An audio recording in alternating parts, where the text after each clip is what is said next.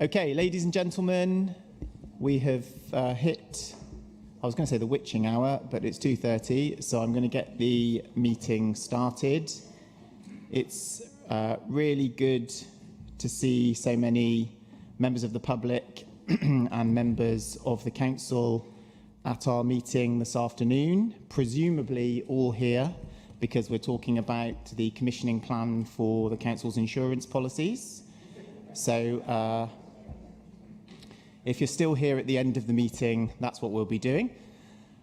My name's Mike Bell. I'm the leader of council and chair this meeting, and I will, because we've got lots of members of the public and colleagues here, ask the other members of the executive to introduce themselves before we get started. So I'll start down the far end. I haven't put my glasses on. Jenna?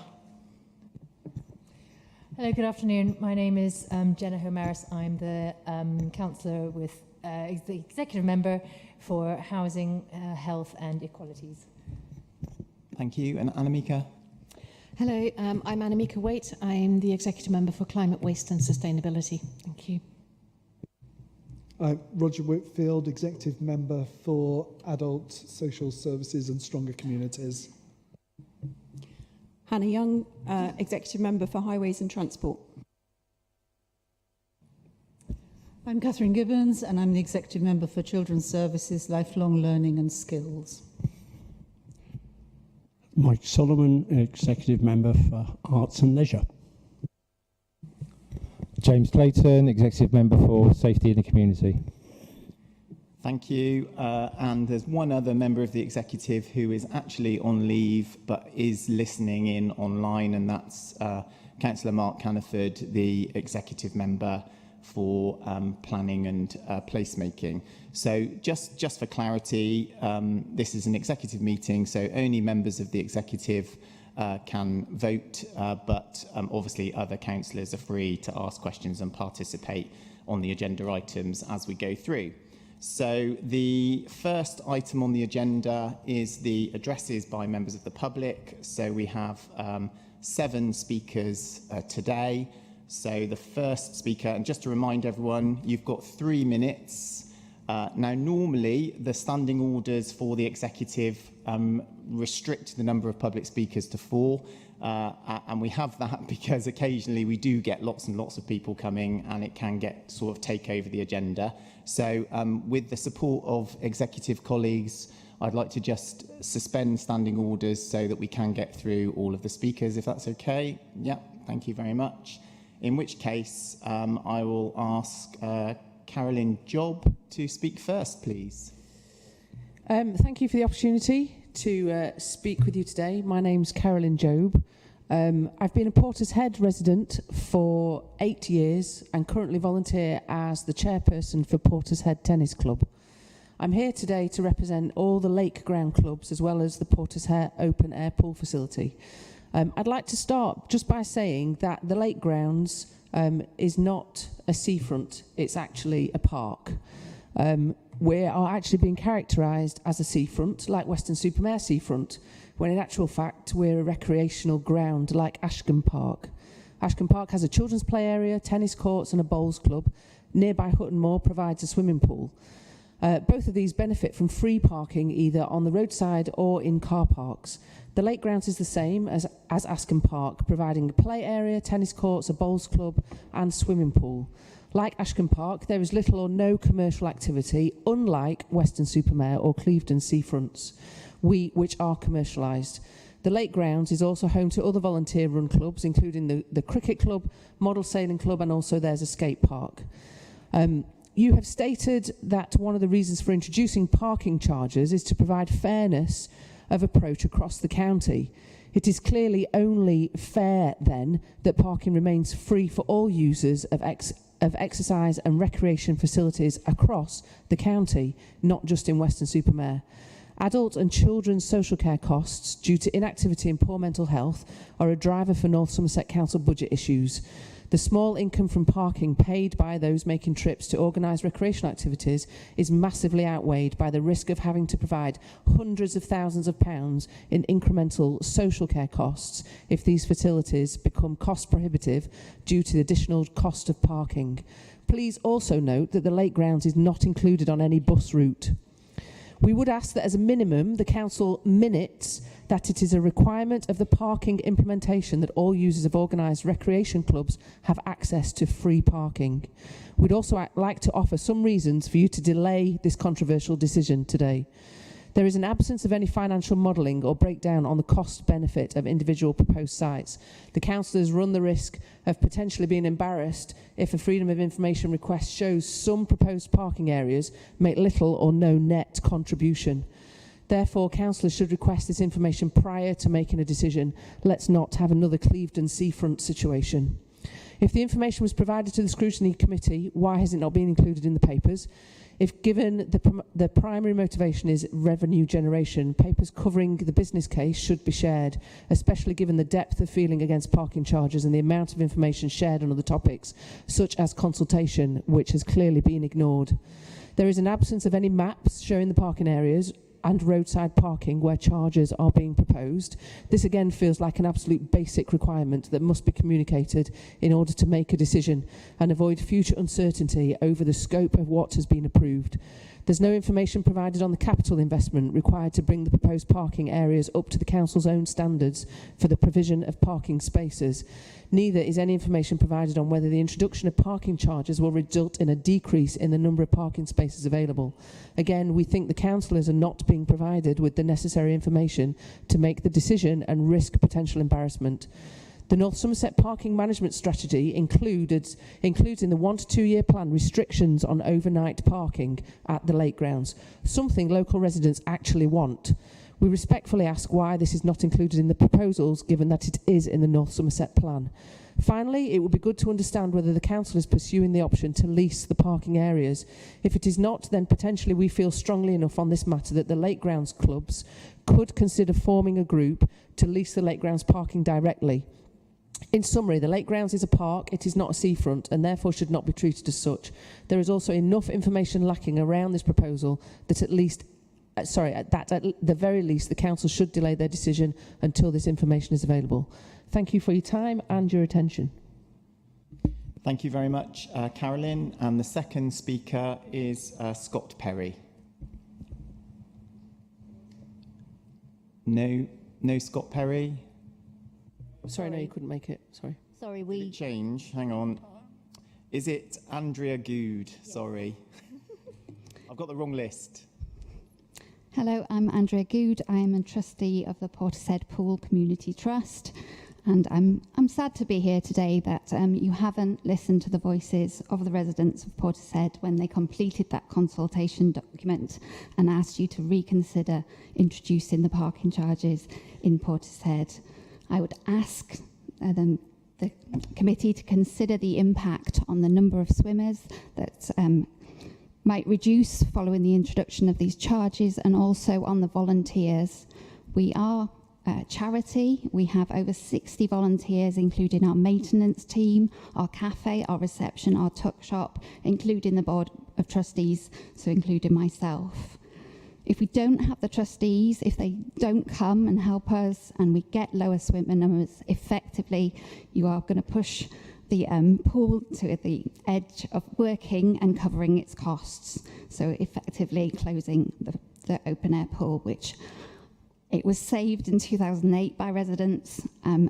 It's not going to have a positive effect in the community if that were to happen. So I would ask you to reconsider your decision. We are constantly seeking grants. We are being asked for diversity and inclusion information. We are trying to work with local schools, work in the community, make it affordable for all, to be fully inclusive for the whole community, including our sort of disabled visitors. We are seeking grant funding for a hoist. So this is all feels like it's working against us if you are increasing charges or introducing charges, effectively increasing increasing costs for visitors to the pool. There is no public transport, there is no bus, which makes it difficult for us to include access to all to the pool. So it all feels like it's working against us as a operating and going forward. I am an actuary in my business life, and I'm more than happy to help with the financial modelling and would more than welcome being able to look over those figures. Thank you. Thank you very much, Andrea. And I've got Justine Flower next. Hi, I'm representing the residents of the Lake Grounds in Portishead. We oppose all parking charges in the Lake Grounds. The Road Traffic Act is clear. Parking charges should reduce congestion, not serve as a cash grab. The proposal says parking will be improved and better managed, but there is no parking problem at the Lake Grounds, and imposing charges and the supporting infrastructure will create the very chaos it's supposed to prevent, destroying Portishead's jewel in the crown. The Lake Grounds is not a tourist beach like Weston-super-Mare. It's a local park with amenities for residents, nestled within a residential area. Unlike Weston, where residential roads are further from the seafront, our residential roads are part of the Lake Grounds. Proposals will lead to inevitable displacement parking. The report even acknowledges that 170 cars, 40% of visitors, will spill into residential streets. Proposal costs are vastly underestimated. For formal chargeable parking, spaces on the esplanade would need to be the correct width. The cricket club car park would need tarmacking and this is key, tree protection. So more than £200,000 just for the cricket club car park.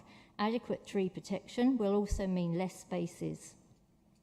We currently have overflow parking chaos on a handful of days each year when the weather's good or there's an event on.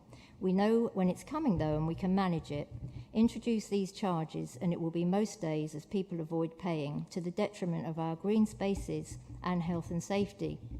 Nose-to-tail parking, residents trapped in or out of their houses, streets gridlocked resulting in arguments and actual fights, accidents, pedestrians forced to walk in the road contrary to the highway code, emergency vehicles unable to get through. We have photos of all these dangerous scenarios. Some of those are on your desks I've handed out. It's unacceptable to ask residents to wait 6 to 12 months for an impact assessment after implementation. We've offered alternative solutions but had no engagement from the highways team. Charges will hurt our wider community too. Will the twice-a-day dog walkers pay up to £936 a year, or will they go elsewhere? Will Turn the Tide, Portishead in Bloom or the Lions, all voluntary groups, pay to ensure the Lake Grounds look nice? How about carers and families using the play areas or the skate park? Geology field trip coaches, even the police and Coast Guard on training manoeuvres. And how about the elderly and infirm who come to enjoy the view or have a quick toddle in the fresh air? The social and health impacts are being brushed aside, but they're real. The impact assessment even states that the elderly will suffer from this proposal.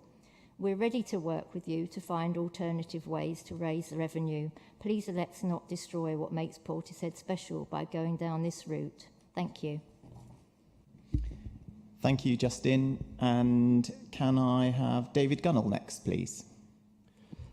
Thanks for the opportunity to speak. I'm a Portishead Town Councillor for North Ward, and all the proposed parking charges in Portishead will fall in this ward. I've lived in the ward for over 20 years, and so I'm acutely aware of the difficulties parking charges and charges implemented in the way proposed will impact upon Portishead. Our town councillors all fully support the concerns raised by our residents who've spoken so eloquently just now. Our high street is at a tipping point. We're steadily losing shops and businesses that attract shoppers. In the last 12 months alone, we've seen the loss of a post office, 2 banks, 2 pharmacies, and most recently an electrical hardware store. Several shops on the high street lie empty. Parking charges at Roath Road car park will accelerate the loss of businesses, both through their impact on customers as well as on staff and volunteers who work in charity shops. Residents of Roath Road, a narrow one-way residential street next to the car park, also rely on parking in Roath Road car park. On-street parking on that road is extremely limited, and only around half the houses have off-street parking. Turning to the Lake Grounds, this area is not Weston or even Clevedon Seafront. It's a local park used predominantly by local people. It seems to us deeply unfair that users of our many free-to-use or community group-run leisure facilities in the lake grounds, with thousands of regular users and largely run by volunteers and low-paid workers, will have to pay to park when those at other leisure facilities throughout North Somerset do not. Is North Somerset planning to charge everyone in the district to use their local park for fresh air and exercise, or just us in Portishead? There are representatives today from Portishead's Lido and Tennis Club, but the lake grounds are also used by the Cricket Club, the Bowls Club, the Model Boat Club, the Sailing Club, the Triathlon Club and the Running Club, as well as others. Tidiness and the appearance of the lake grounds again depends on volunteers. Turn the Tide, keeping the beach clean, Portishead in Bloom, the Lions looking after garden and green spaces. We've seen no modelling of likely income from each site to justify the well-being and capital cost of parking charges, let alone the costs to the NHS from reduction in physical activity arising from the charges. Indeed, the one earlier model I saw predicted a loss for the lake grounds. As a public health physician, I'm acutely concerned about the effect of the changes on the health of Portishead residents in view of the well-known link between physical activity and both mental and physical health. Managing displacement parking, as Justin has said, has not been thought through, and to wait to assess the impact of parking charges before implementing mitigation measures is simply misguided. For example, we already know that on busy summer days, the narrow residential roads around the lake grounds are extremely difficult to navigate, with some residents blocked in their drives, rows erupting over rights of way, and parking on grass verges leading to their destruction. I live in this area, I've seen this. There'll be much, much worse effects than this, as parking charges and displacement will make this a daily occurrence. We urge North Somerset to reconsider their decision. Thank you for your time. Thank you, David. And David Sims next, please. Hello, I'm from Clevedon. Our family-run bookshop on Hill Road has just had its 10th anniversary. Books on the Hill has survived, despite online competition and a number of significant events, including COVID and, as you all know, the imposition of a complex one-way system in the top part of Clevedon. Hill Road is a rare example of a thriving high street at the heart of our community, which has developed to contain a special mix of retail and leisure offerings. Most of our shoppers are local people from the community. It is not a holiday destination. It is not a holiday destination. The shoppers include families and, not surprisingly for North Somerset, a significant number of older people. Clevedon's got a particular geography, with two shopping areas some distance apart, separated by a very steep hill. The nomination of Hill Road as the only shopping area in Clevedon to have on-street parking charges will have a very negative impact on the sustainability and vibrancy of the Hill Road area. This proposal will result in less customers coming to the Hill Road area. Rather, they'll go to other destinations that retain free parking. The result will be significantly less sales, calling into question the viability of individual shops, leading to a much greater risk of closure. Less shops, and importantly the demise of independent specialty shops, could change the character of Hill Road forever.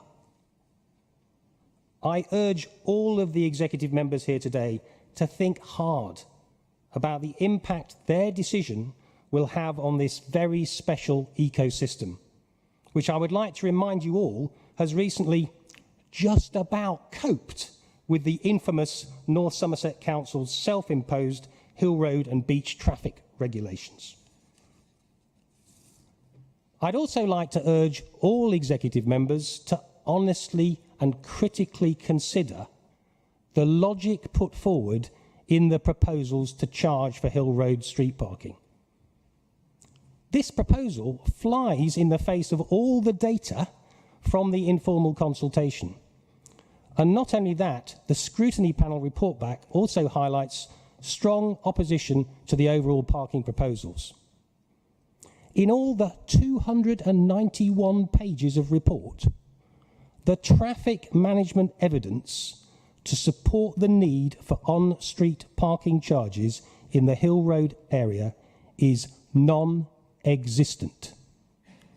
In all the 291 pages of the report, the traffic management evidence to support the need for on-street parking charges in the Hill Road area is non-existent.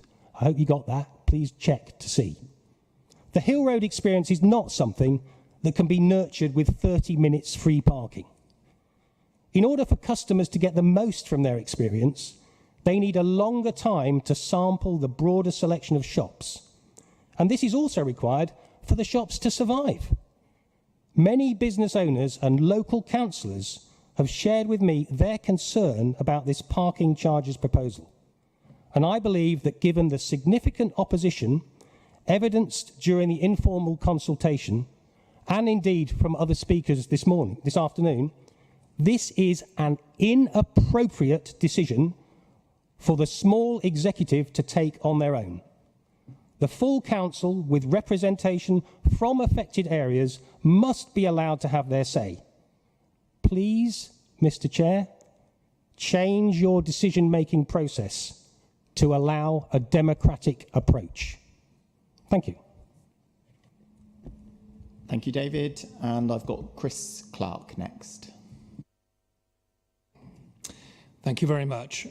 My name is Chris Clark, and I've come here today as a resident in Portishead to talk about, yes, this parking strategy. Despite the commitment on page 16 of your report to be fair and consistent, the proposal, in my opinion, fails to do that for this location. It goes without saying that the local cafes and various clubs will be hit hard, but I only have 3 minutes, and thankfully they are well represented today. I want to talk about the people, particularly the vulnerable people who rely on this place as a local location. You propose to adopt the same charging strategy on Portishead Lake grounds as Weston-super-Mare Seafront, albeit at a slightly lower rate. I think that this is totally unfair. Weston is a seaside beach location frequented by tourists who may be prepared to pay top dollar for the luxury and convenience of seafront parking on their one-off occasional day trips to the seaside. The lake grounds, however, are a park with a salt marsh and signs of danger, keep off, alongside the promenade. And the main visitors are locals, according to your very own consultation documents.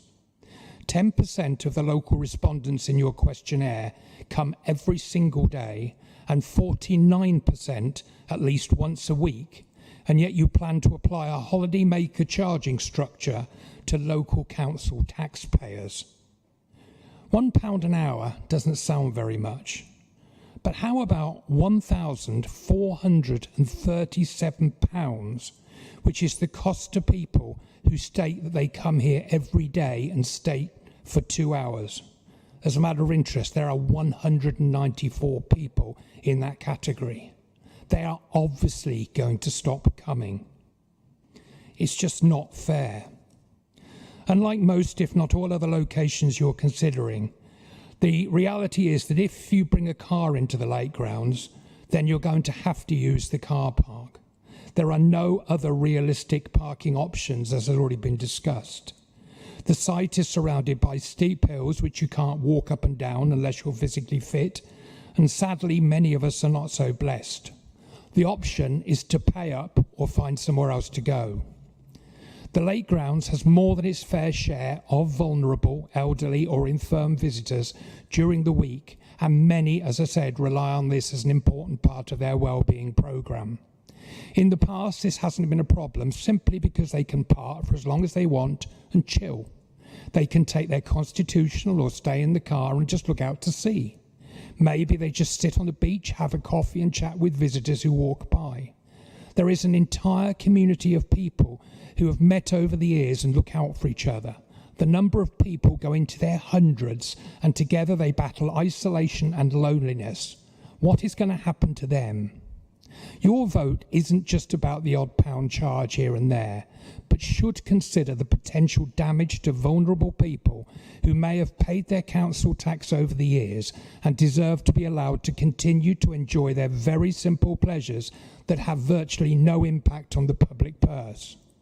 The equalities and fairness comments in this report are just 38 words in a 29-page report that I read, filled with figures and statistics.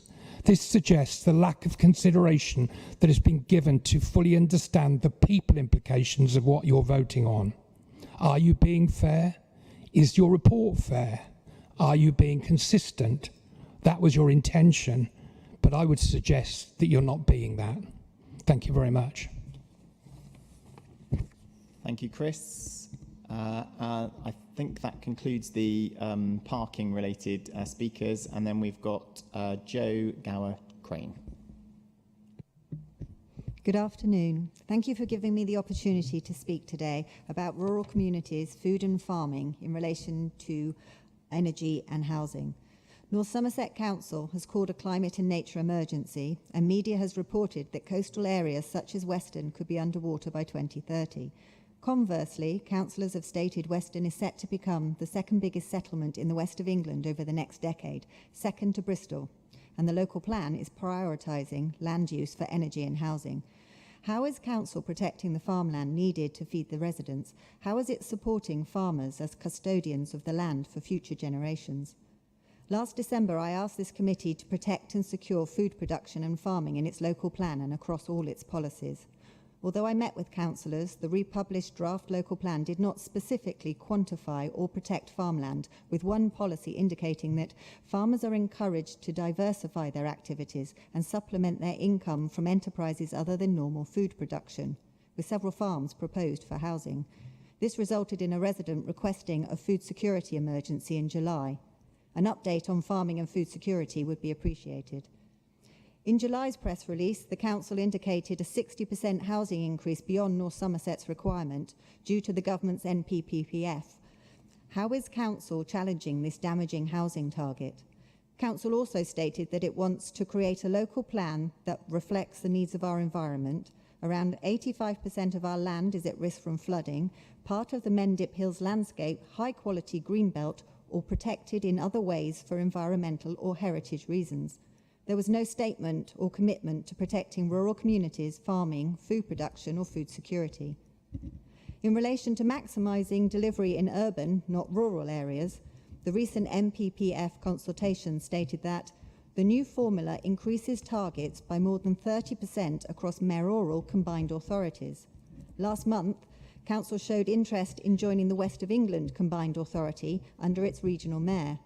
This super authority will be able to borrow money and levy constituent authorities, presumably whether residents directly benefit from the outcome or not, and presumably increasing council tax.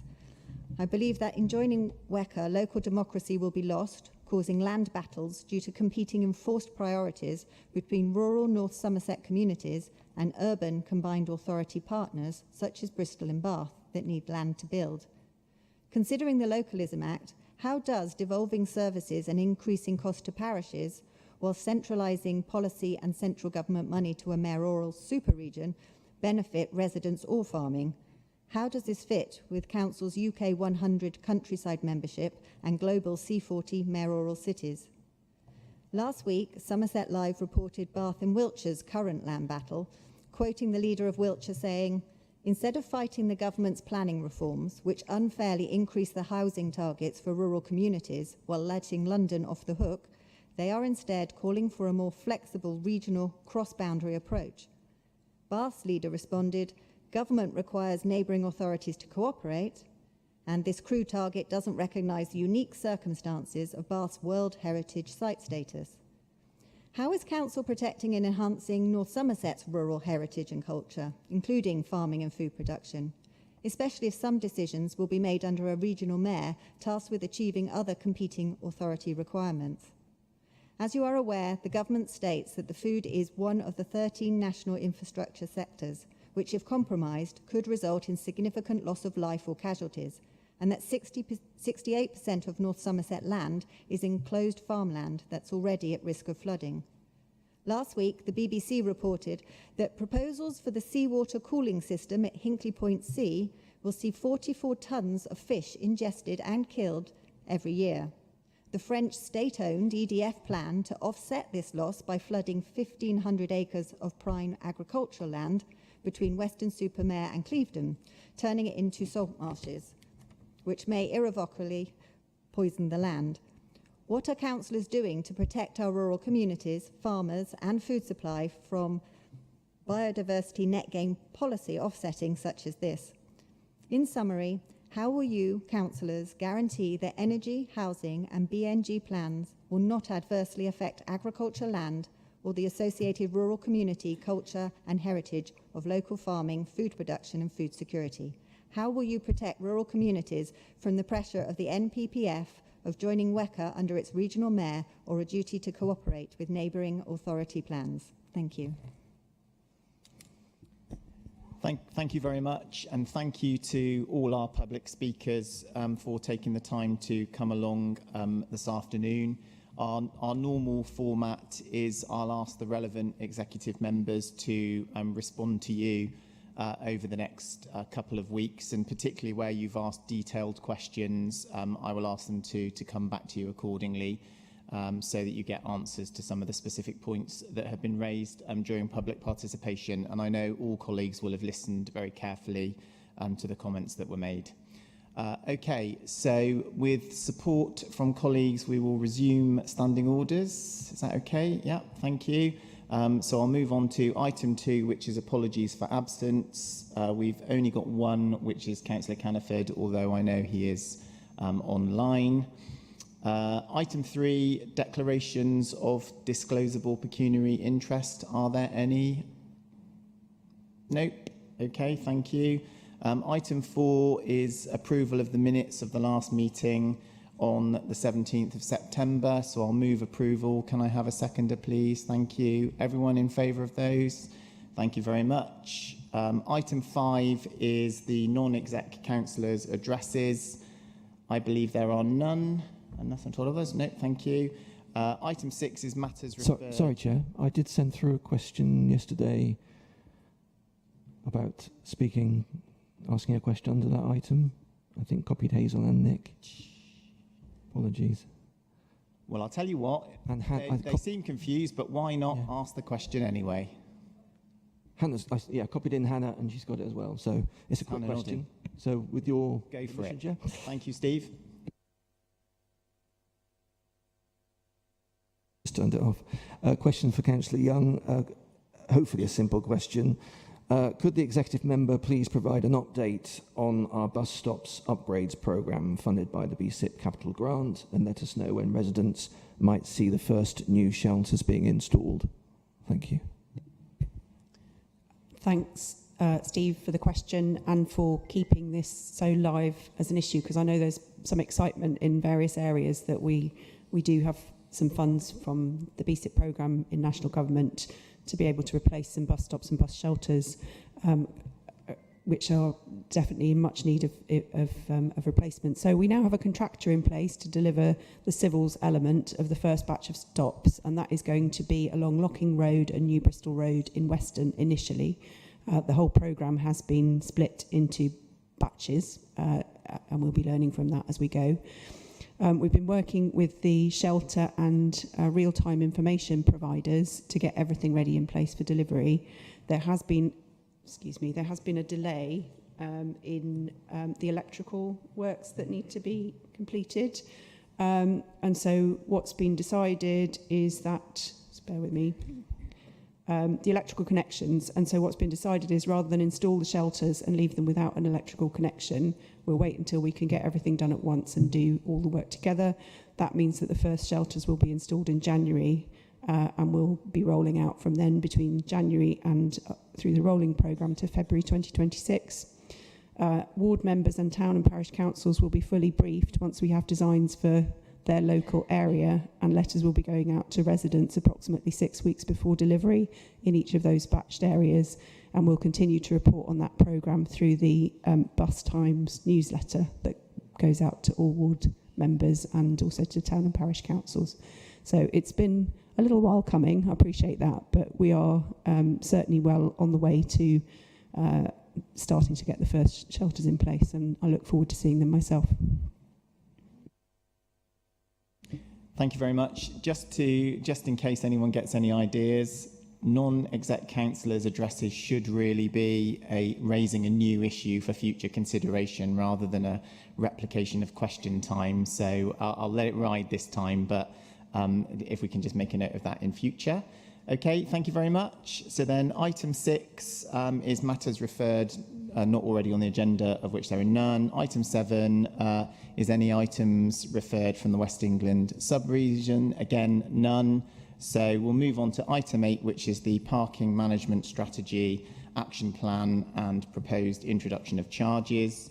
So the report stands in my name this afternoon, but it should be noted I am presenting it on behalf of the relevant executive member, Councillor Caniford, because he had a better offer on the beaches on this occasion. So obviously, as everyone knows, the report sets out proposals for a new parking management strategy, which does include introducing charges in several new car parks and off-street car parking areas. The strategy aims to improve parking management, increase revenue and support the local economy whilst reducing pressure on the council's budget.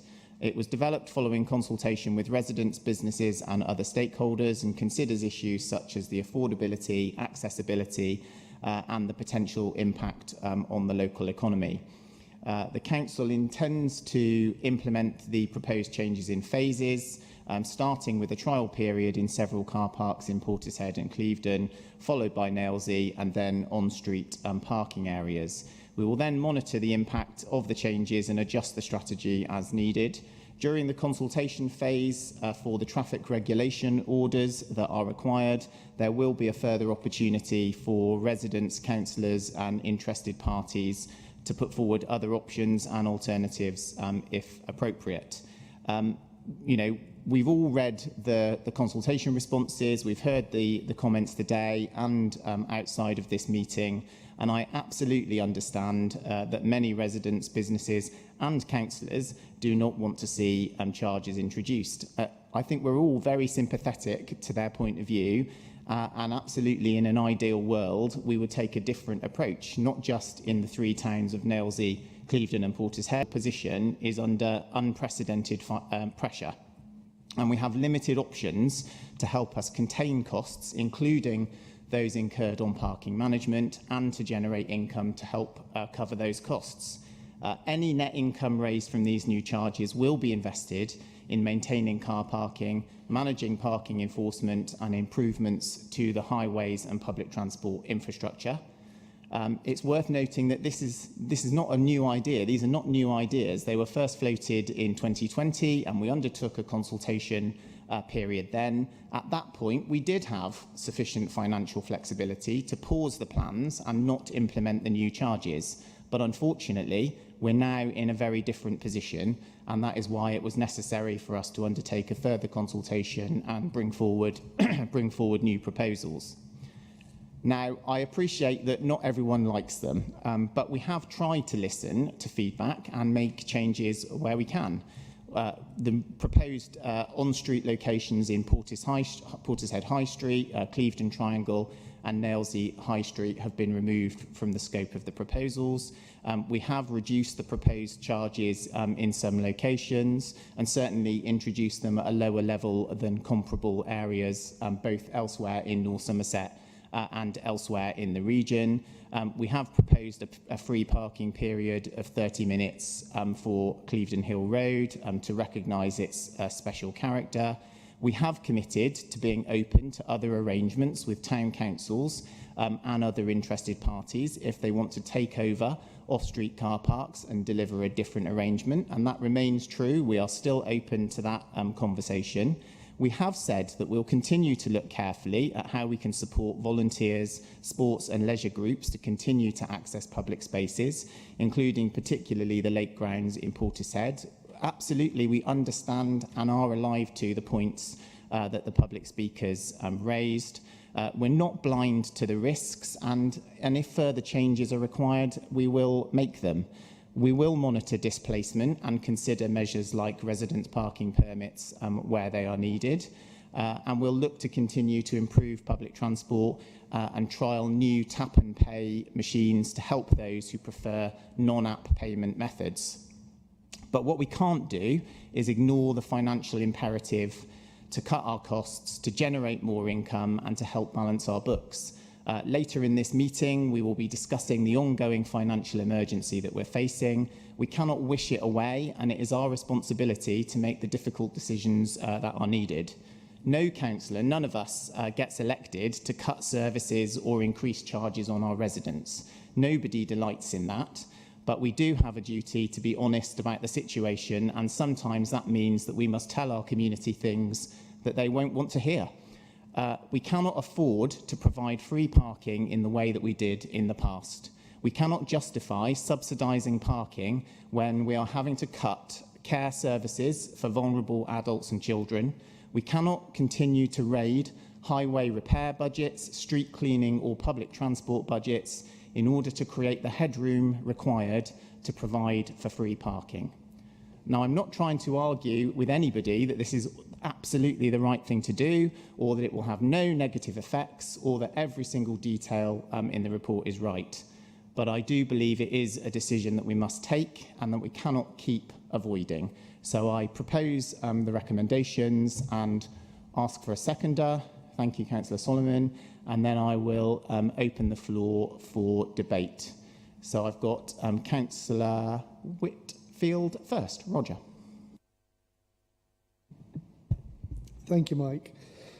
Excuse me. At North Somerset Council, we like to uphold certain values, which are of course published in our corporate plan and are echoed in all of our strategies. They are to be open, fair and green. Let's keep this in mind as we look at the parking strategy. When this process started, there were some outcomes promised by this strategy. In general terms, they were better availability of parking spaces during the day, leading to fewer unnecessary journeys, promotion of public transport and active travel, a parking scheme that does not blight our neighbourhoods.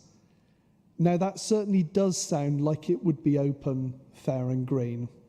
Fast forward to today, and it seems the focus has changed. It's no longer about reducing unnecessary journeys or promoting active travel or making our neighbourhoods a better place. It's now all about how much money we can get to balance our books. We're looking at charging on streets and in car parks, but where are the plans for bike lockers? Where are the additional bus services? Where is the practical solution to displacement parking? So I wonder how this stacks up as being open, fair and green. I fear that instead of promoting active travel, what we're actually just going to achieve is a move away from local shops to out-of-town shopping centres, creating more unnecessary car journeys.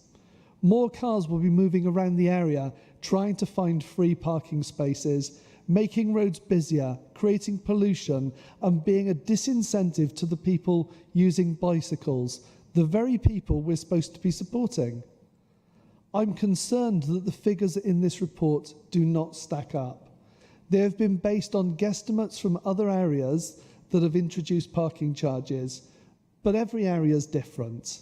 I fear that the reality will be a lot different from what is outlined in this report.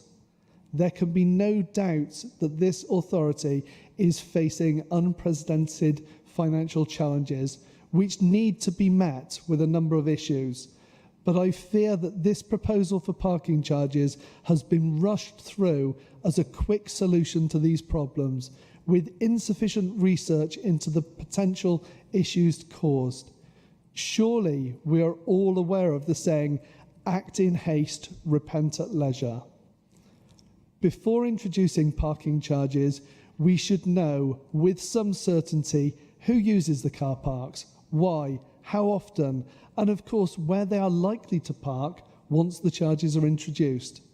Displacement parking is key here, yet the report suggests that displacement parking is something of a non-issue that will clear itself up or can be managed by bringing in a residence parking zones at some undefined time in the future. I think we all know human nature too well to accept the contention that displacement parking won't happen. The introduction of parking charges carries a cost.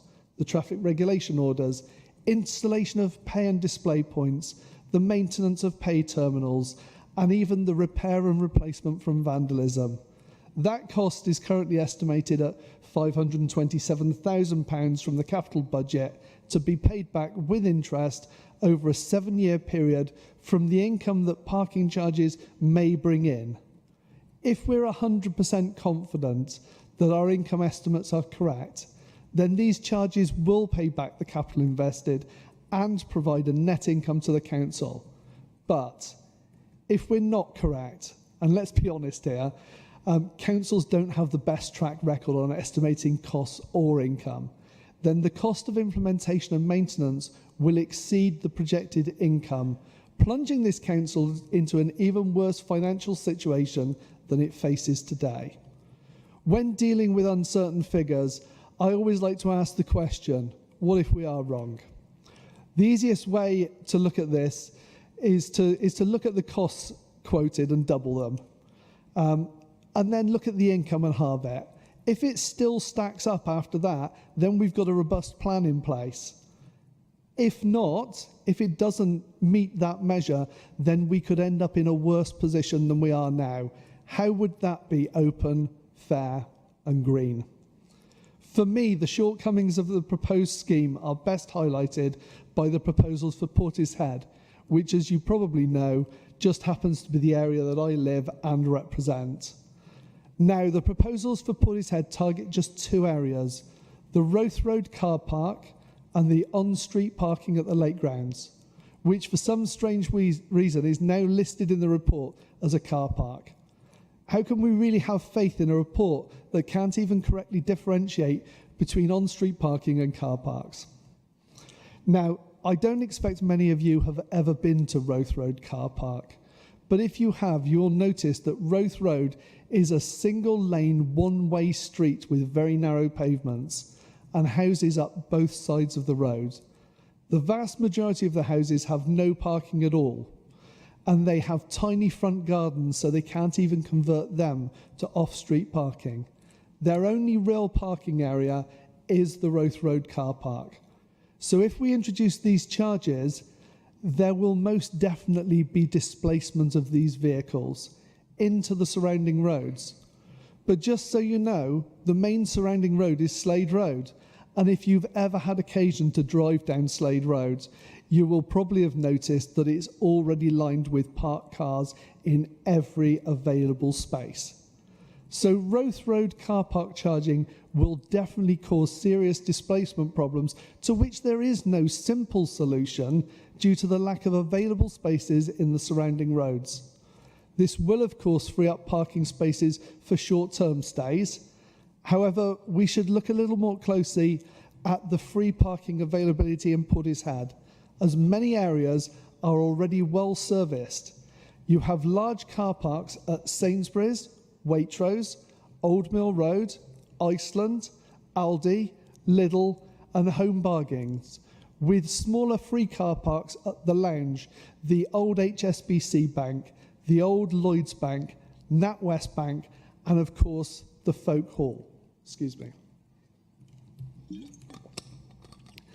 This report suggests that once charges are introduced, Roath Road car park will generate a surplus, when in reality it will be empty, because people will just use one of the many free car parks already available in the area. All of us that drive cars know this to be true, because of course it's what we all do when we're looking for somewhere to park. But don't take my word for it. Look at the news from around the country. Parking charges introduced in small towns and villages around Bradford and Kent have recently been highlighted as decimating the trade in those areas and causing serious traffic displacement issues. Each of the free car parks in Portishead allows anywhere between unlimited parking and a 2-hour limit. People wanting to park for longer merely have to move to another car park to extend their free parking, which again causes unnecessary journeys, causing congestion and pollution. In short, introducing parking charges in Roath Road car park will displace parking into the already congested surrounding streets, increase congestion and pollution, make the roads less attractive to cyclists, and of course it will therefore fail to bring in the income projected, risking Roath Road car park producing a negative contribution to the council's budget, which will in turn make the current financial situation worse. How is that open, fair and green? Let's get it straight from the outset. The Lake Grounds area consists of a number of different areas. An overflow car park in Kilkenny Field that is unsuitable most of the year as it's just a grass area on a hill. A car park at the rear of the cricket club, which is again a grass area that is therefore also seasonal. The rest of the area is on-street parking. Anyone who has ever visited the area can see this.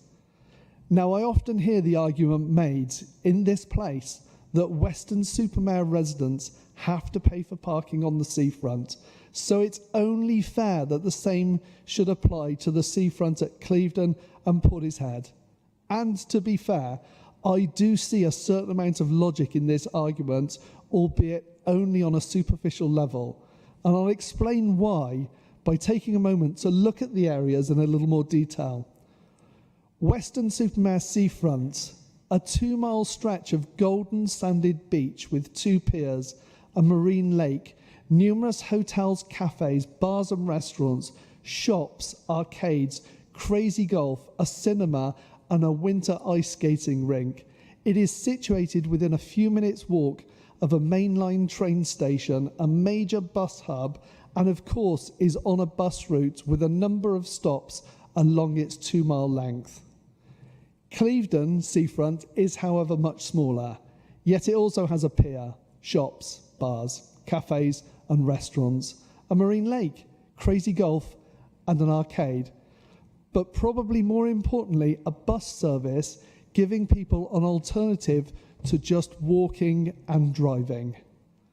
Now, of course, Portishead is the second largest town in North Somerset, even bigger than Clevedon. So what do we have on our seafront? Well, we do have an open-air pool, a single rundown cafe, children's play area, a tennis club, a cricket club, a bowls club, a skate park, and some free-to-use exercise equipment along the promenade. The Lake Grounds is not a shopping area. It's not full of bars and restaurants. It has many years ago lost its crazy golf and its pitch and putt golf. It's surrounded by hills, making it difficult for many to walk to. And of course, it has never, ever had a bus service, meaning that for many residents of Portishead, there is no other option but to drive to their local park. I feel this is where the real differentiation lies. The Lake Grounds is a park used for recreation, exercise and leisure. All the things that we claim to promote as a council to encourage a healthy lifestyle in our residents of all ages, to promote well-being, which of course reduces the pressure on our health services and social services. If we are to charge just £1 per hour, then a resident that travels there daily to take their regular exercise will have to pay an extra £30 a month. More than it would cost them to go to a gym which of course would have free parking. People need regular exercise for a variety of reasons. What they don't need is a reason not to take exercise. If we disincentivize this exercise, then there will be a decline in the health of our population, which of course will lead to an increase in the number of people needing help at home or residential care. This will no doubt add pressure to our adult social care system. How is this open, fair and green? Many years ago, some of you may remember that the previous Tory administration in this very building closed the Portishead open-air pool and targeted it for demolition. It was only by the efforts of a number of committed residents that we managed to get it transferred to a community trust, who have been running it quite successfully ever since. This pool is now one of North Somerset's best performing leisure centres.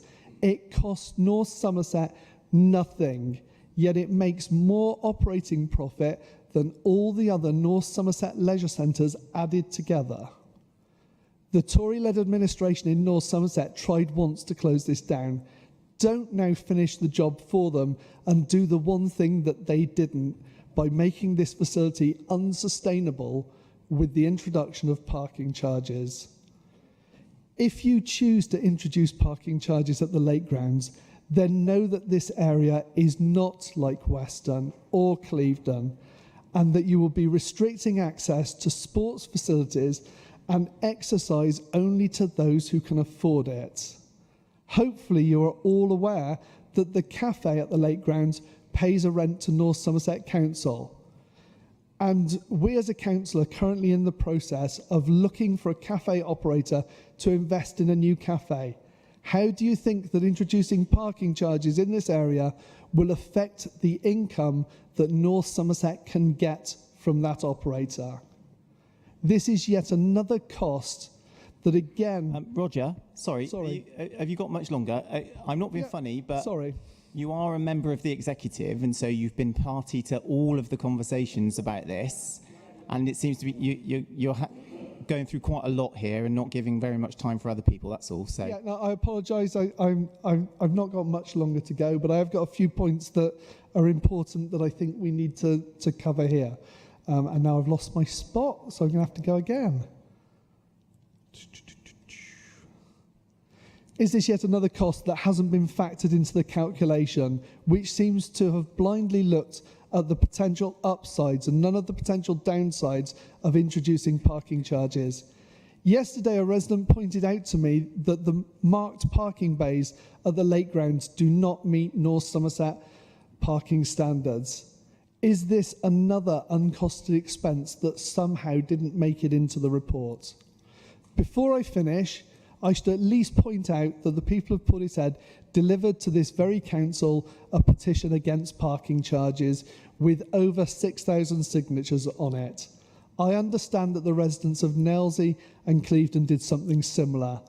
Can we at North Somerset Council really afford to fly so blatantly in the face of public opinion? So, in conclusion, the residents have rejected parking charges. The consultation rejected parking charges. The plan for these charges has not looked at all the data. It has missed a whole host of potential expenses, and the introduction of these charges is likely to cost more than it produces, whilst having the exact opposite effect on active travel, displacement parking, pollution and congestion than was intended. I implore you to look at the figures. If we rush through a flawed plan now, it will end up costing us money instead of making an income. Just look at this council's track record on the Sovereign Centre, Carlton Road Car Park, Castlewood, and of course Clevedon Seafront.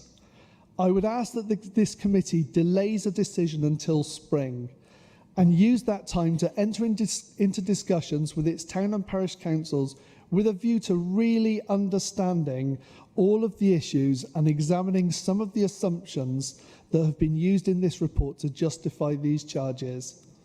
Yes, I understand that this will leave a £100,000 hole in this year's proposed budget, but this pales into insignificance when you consider the potential £400,000 plus hole that this could leave in every other year's budget if we get it wrong.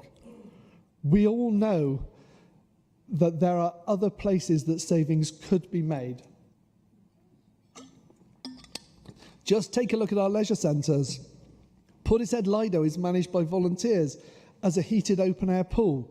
It's arguably the most expensive type of leisure centre to run, yet it produces a surplus, whereas all the other leisure centres that the council runs, when taking into account the capital costs, are a drain on the budget. If we want to drive income for the council, don't introduce parking charges. Look instead at the lost opportunities for our leisure centres, where we have the potential to bring in far more income than these parking proposals ever will. It has often been said that there are only two certainties in life, and those are death and taxes. But I'd like to add that the sun rising in the morning and setting in the evening is just as certain. I've been speaking with councillors from Lincolnshire Independents who tell me that they have solar panel companies offering farmers £40,000 per acre per year to allow them to install solar panels on their land. So you can be certain that the company installing and maintaining them is also making a substantial profit on the deal as well. Now, we have parking charge proposals here to raise £400,000 a year. It's clear this could be raised by allocating just 10 acres of land to solar panels. This does not need to be prime farming land. It can be in a floodplain. In fact, why don't we look at installing the panels over our existing car parks instead of charging for parking? It would bring in the required income, it would have a lower risk, and the money is as certain as the sun rising. Now that does sound like something that is open, fair and green. So my challenge to you all is don't take what you believe is the easy route, but instead rise to the challenge. Make lasting changes that will help this council to deal with its financial problems and improve people's lives. Don't gamble with taxpayers' money, but instead invest in something with a proven track record that is also popular. Please consider delaying this decision or voting against it, because the financial risks of spending $527,000 or more without the certainty of the income targets will be achieved is just too great for a council that already has financial problems. If, and that's a big if, I can find a seconder, I'd propose that this be delayed until February 2025 for further investigation into the validity of costs and income estimates, and to give time to explore alternative income generation schemes. And finally, Mike, you'll be pleased to hear, finally, I have one request that comes directly from members of the public. And it's a request that when we vote, the names of each person voting and the way they voted is recorded. I would ask for this vote on the parking strategy that names are taken. Thank you, and sorry it took so long.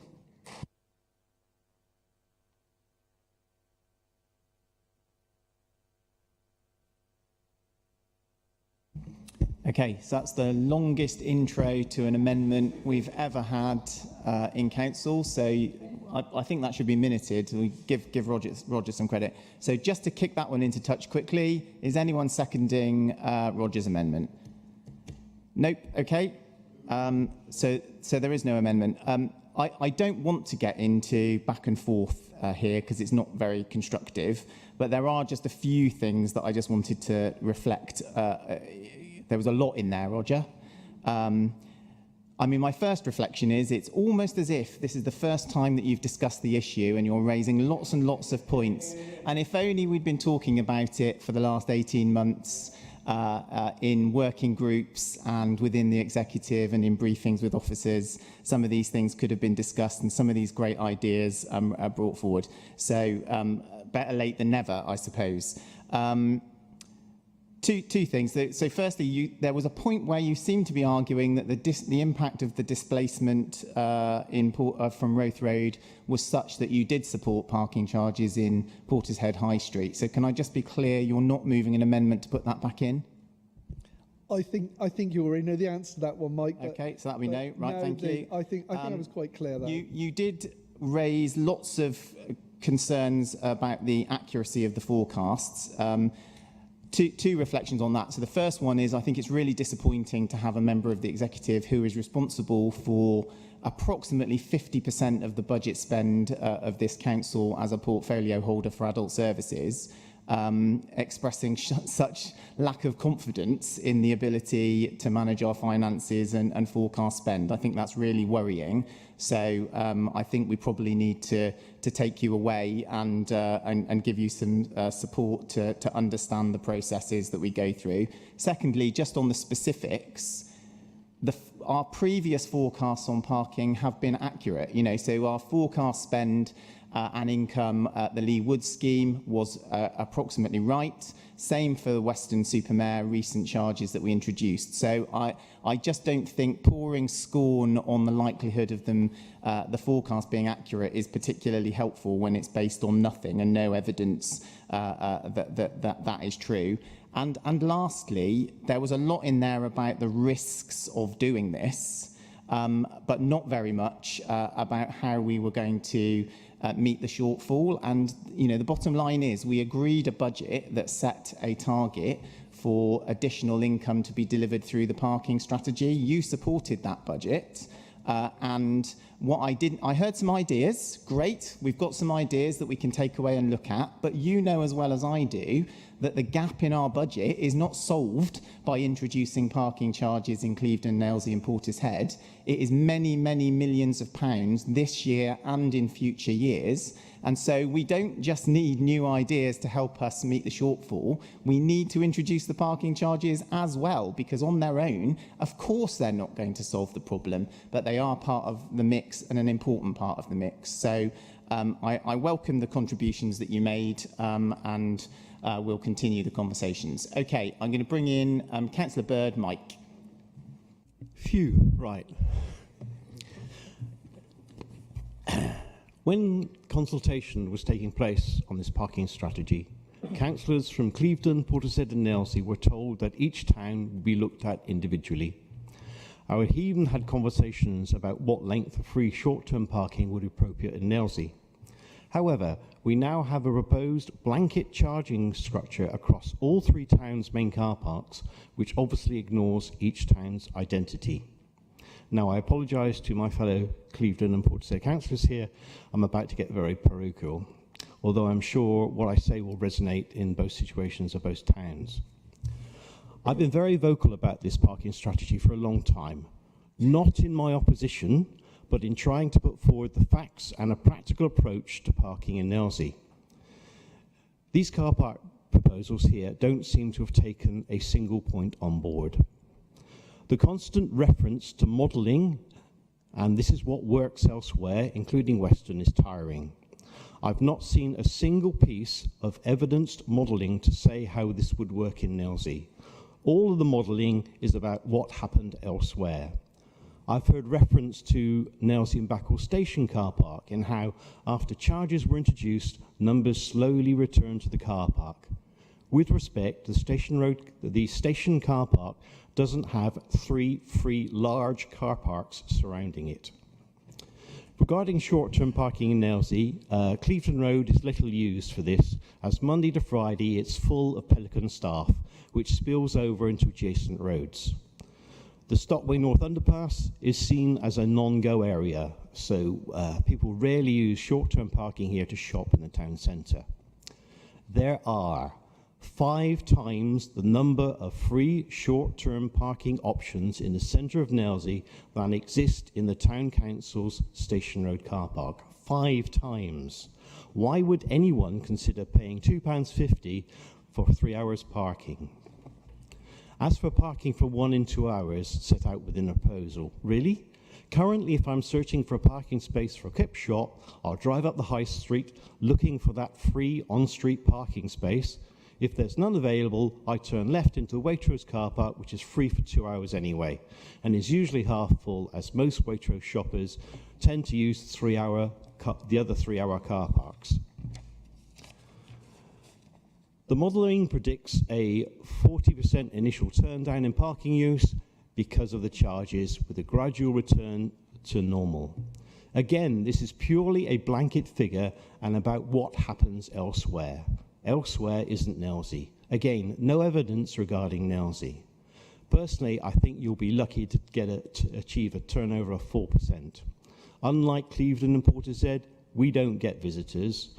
Only locals use the car park and they are fully aware of all the parking options available. They will park elsewhere. There will be no income of any sort from short-term parking on council-owned car parks in Nailsea. As far as long-term parking is concerned, I see no evidence in these proposals that the charges have been thought through, in that there is nothing to considering the impacts elsewhere, especially on the roads north of Nailsea Town Centre, already well used to park in by workers. The proposal talks about mitigation that should be there. The proposal talks about mitigation should there be displacement because of the charging. There is already displacement because long-term parking car parks are full. And what mitigation would work? Yellow lines will simply push one problem a street up and inconvenience the residents on the yellow line roads. Then there are questions about public transport options, of which there are very few, and no proposals within those documents are anything other about charging and making money. In money terms, there is no point in going to the expense of installing these parking charges if they are not going to work. And say it will be reviewed in 12 months is a cop-out. The financial modelling is flawed and based around this fantasy initial blanket 40% turn down, and it simply does not stand up. I would like the Arts Executive not to pass these parking charge model proposals and not set them in stone. This is not because I'm against parking charges per se, but simply because the charging proposals won't work in Nailsea. And I'm sure my colleagues from Portishead and Clevedon will have similar views. Thank you. Thank you, Mike. And I would say that you've been very clear and consistent all the way through and absolutely have engaged in the parking review group to make those points over and again. So I appreciate your comments. Okay, so I've got 2 non-exec members and 2 exec members. So I'm going to take the non-exec members first, 3 exec members, if that's okay. So Steve Bridger. Thank you, Mike. Thanks, Chair. Yeah, obviously I don't have a vote. It's not my decision to take. I don't live in one of the towns, so I could keep quiet, but as usual, I won't. I understand why the executive is bringing forward this report. I don't much like it either. I do have some concerns, which I'll get to shortly. I think Carolyn and the other residents from Portishead, I think, have made some really very valid points, particularly about the lake grounds being a park and not on a bus route. I know, though, because I've been sat over there, and up there actually, that the executive would have spent hours and hours discussing this topic over months and months with officers and probably without officers amongst themselves as well. Roger, it hasn't been rushed through. I don't think in any way you can say this has been rushed through. But you've said your piece for Facebook. I think the fact is, even with a favourable financial settlement for this council in the coming weeks, the council is still staring over the financial precipice and in danger. Where we know that we're in danger of issuing a Section 114 notice. In that event, what would happen is the government would appoint external commissioners who would come in and they would have powers to make decisions on our behalf for us. The first thing they would do would be to look at the council's assets, fees and charges. Okay, so what you would see is, car parking charges across the board and at a higher level than what's being proposed in this report. That's fact. The easy route, Roger, would be actually to further delay this decision, in my view. Clearly, it's a risk, a big risk. No decision that the council's making at the moment, frankly, is without risk. And I absolutely accept that sort of ward members in the northern towns do know their patches, and obviously residents do as well. I think in this case you can actually recognise those concerns as being legitimate, but still make this difficult decision to trial charges in some additional car parks because it's a council imperative. I do have some questions. I do have some issues. But so, I know, obviously I live in Yatton, so Clevedon I probably know better than the other towns. I think there is an issue, a real challenge around displacement from council car parks into real retail car parks. So, for example, in the centre of Clevedon, you've got Lidl, you've got what I refer to as the B&M car park now, right next to the council car parks. We'll have to see what happens. I know in Yatton, a lot of people don't want to fork out £2.90 a day, the price of a coffee, to park in the station car park, causing displacement. It's human behaviour. We will learn a lot, I think, from going forward. Should the executive decide to go ahead, I welcome the fact the council will constantly monitor what's happening and conduct a review after 6 months, and if necessary, roll back or make some changes, make some tweaks, put things up, put things down. On a specific, I just wanted to make a specific point actually, because I've had been petitioned about it by some Yatton residents. And it's about the issue of the children's centre in Clevedon at the barn. Obviously, a lot of people park there for the children's centre in one of those council car parks. I think all the other children's centres in North Somerset, there's free parking. So I would just ask if it's similar to the issue raised by Councillor Mason at our briefing on Monday and by some of the residents from Portishead about volunteers who give up their time in the Lido, and in this particular case at the children's centre. I know there are people who help out at breastfeeding support groups and health visitors who come from Clevedon, and I just wonder if a permit scheme can be looked at for those people. But that might be something that can be brought through, looked at through the TRO process. So, I don't like this much either, Chair, but I think it's as you've said, it's a council imperative to actually look at this. Thank you. Thank you, Steve. We can certainly pick up some of those points following the meeting and valid comments. I feel I've been trying to avoid doing this, but I feel duty-bound as a Weston-super-Mare councillor just to say there's quite a lot of storytelling here about how unique the circumstances are in Clevedon, Nailsea and Portishead, and how Weston-super-Mare is completely different. But I think to myself, there are parking charges outside the Children's Centre in Weston-super-Mare Central. There are parking charges at Grove Park in Weston-super-Mare. And it's just not true that Clevedon, Nailsea and Portishead are being somehow singled out for fair treatment. Now, it doesn't make it right. I'm not saying that. I'm not justifying it. I'm just saying we mustn't necessarily fall for our own rhetoric on some of this stuff. Okay, I've got Councillor Pryke, Michael Pryke next, then Andy Cole, and then Luke Smith. So, Michael. Thank you, Chair. I'm just going to indulge in a bit of basic maths to start with. I can't claim to be a great mathematics expert, but the council needs to find 11.6 million to balance the budget, of which 400,000 is coming out of parking charges.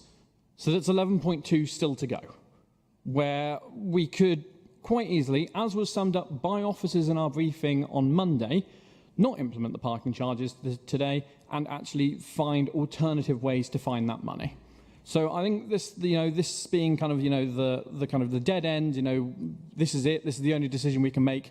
Well, that's not what we've been told. And if that is the case, it would have been potentially helpful to see some of the alternative options rather than this kind of be seen as a one-size-fits-all type thing. And then where most of those costs are coming from are from our adult and social care costs. But any charges that are raised from the finances aren't going to meet that. They're going to meet the stuff from highways. So we're not actually addressing the issue at all. We're actually bringing in parking charges for the sake of bringing in parking charges, it appears to be. So you're not actually addressing the budgetary and the financial context. As I'm sure you might be surprised, I'm going to talk about Hill Road. Councillor Young was kind enough to convene a meeting of the businesses on Hill Road and invited myself a few months ago. I think we can say it was almost universal that they don't want these parking charges coming in.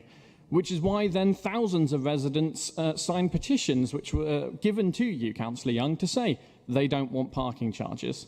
When this executive was formed 18 months ago, you said that you would be a listening council. I'm yet to see evidence of that, and I think this is a real opportunity for the executive to listen. You can reject these, you can go away and come up with alternative proposals. That's entirely possible. But for me, the businesses on Hill Road went through COVID.